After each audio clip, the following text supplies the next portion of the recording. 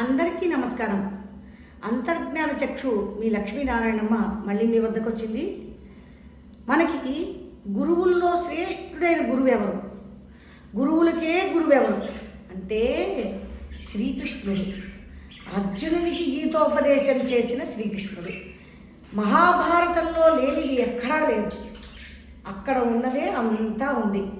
ఆ మహాభారతానికి మూలకర్త ఎవరు? శ్రీకృష్ణుడు. భగవద్గీత అంటేనే భగవద్గీత అంటే భగవంతుడి నోటంట వచ్చినటువంటి ఉపదేశం. ఈ భగవద్గీతని అనన్యాశ్చింతయంతో మాం ఏ జనాః పర్యుపాసతే తేషాం నిత్యాభియుక్తానాం యోగక్షేమం వహామ్యహం.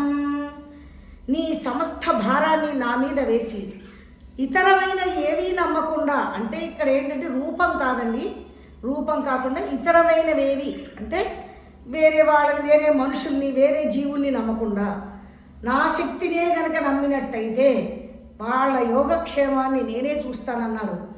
అలాగే ద్రౌపది మానం రక్షించాడు, ప్రహ్లాదుని రక్షించాడు నరసింహావతారంలో.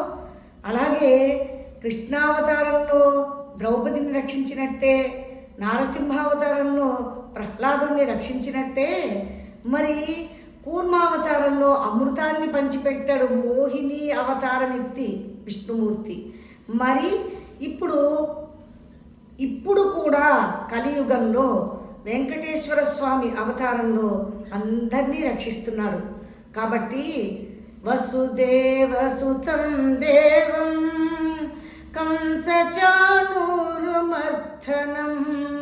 దేవకీ పరమానందం కృష్ణం వందే జగద్గురుం. జగద్గురు, ఈ జగద్గురువుని చూడటానికి చూపక్కర్లేదు, ఆకారాన్ని ఊహించుకోవచ్చు.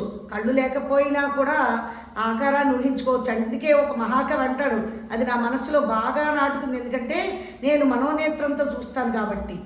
వేయి కనులు కావాలా వేణుగోపాల, మాయ కన్నులెందుకురా మనోనేత్రం నదిరా, ఒక సూర్యుడు లోకులకు ఒక్కొక్క రీతి తోచిన, నిరతము నిన్ను కృష్ణ చంద్రులొకలాగే చూచేరా